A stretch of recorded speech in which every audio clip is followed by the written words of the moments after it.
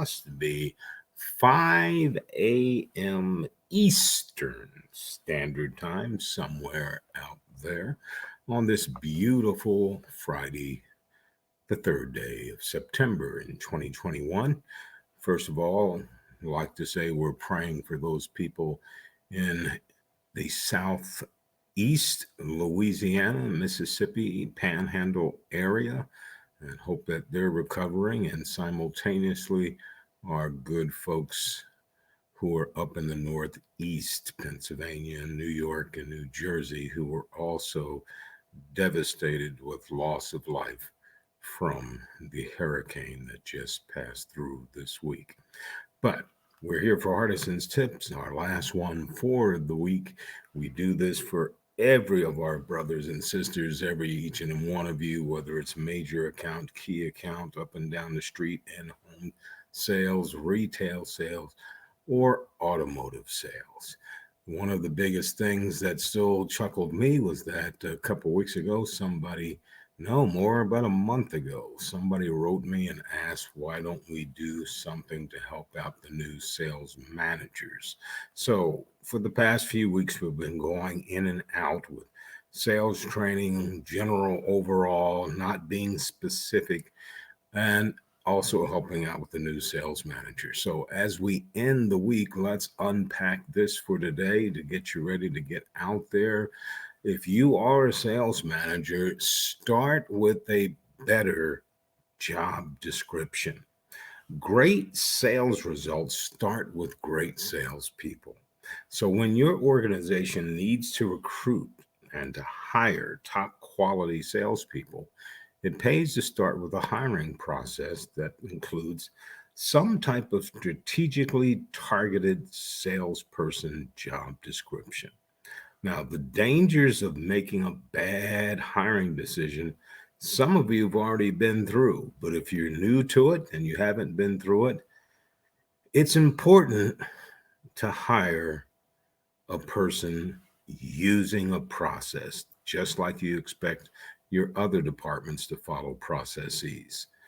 Leadership and success is one of the greatest things that you bring. So, 1/3 of your hiring decisions are going to be outright failures. And yet, our organizations take shortcuts and hope for the best while ignoring the risk of bringing on a bad hire into your environment. So, we need to continually salespeople and look at how the salesperson turnover is going. It's very consistent and costly if you're doing that right now. Hiring and training is not an easy thing. There's loss of productive selling time during onboarding and training. There's potential loss of the sales pipeline while transitioning a new salesperson into your culture, loss of customer confidence due to repeated turnover. Every time they see someone representing your organization, there's always somebody new. That's a bad image. And also misdirecting management time because you have to focus now on this hiring and training.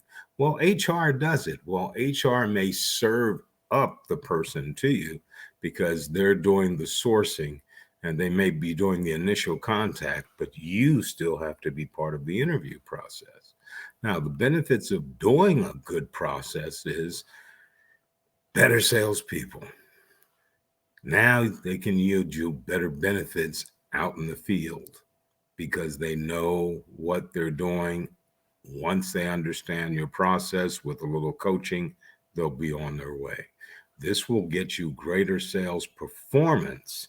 Also, it will standardize process for each job candidate that you are intending to interview and bring on. We need to identify what is a good hiring process for your world and stick to it. Refine it if you have to, but stick to a hiring process, just like you expect any other process. And by doing it right, you spend less time, less effort giving you more time to work with your team members out in the field. Also, the job clarity and expectations will weed out some of the bad ones right in the front. They won't even apply. And what does this do? It reduces turnover overall for your salespeople. So, when hiring a salesperson, rather than looking at finding only people with the best sales record, focus instead on their goals, finding the best salesperson who fits your company's unique goals. Now, that means consistent strengths. Let me find out about their strengths and their weaknesses. The weaknesses, if it can be coachable, we're going to move forward with the person. If it looks like we can't do it in our world, be honest with yourself. Don't even interview them. So, how much experience should the new salesperson have? What level is prospecting in their current capacity? What types of sales cycles have they been working with, if any? Short, long selling cycle, other words, a one sit close or multiple sit closes? Is industry experience important, or are you better served by looking for a salesperson that you know you can transform or working and coaching with another person? How about the personality traits? Attitude's a big thing, especially salespeople who are trying to reach goals. They can clash many times. And do you need a specialist? If you're looking for a specialist for a certain area, just look for the people who bring those job skills. Now, by filling out the sales team with the best fit for your company, you gain the most desirable salespeople that's going to work in your culture and work well with your team. And if you do this right, they will consistently, month by month, hit your sales quotas. Now, I'll come back on the next one and we'll go through part two of hiring the right person for your world. In the meantime, as always, in parting on this beautiful Friday, the third day of September in 2021, you go out there and you make it a champion day.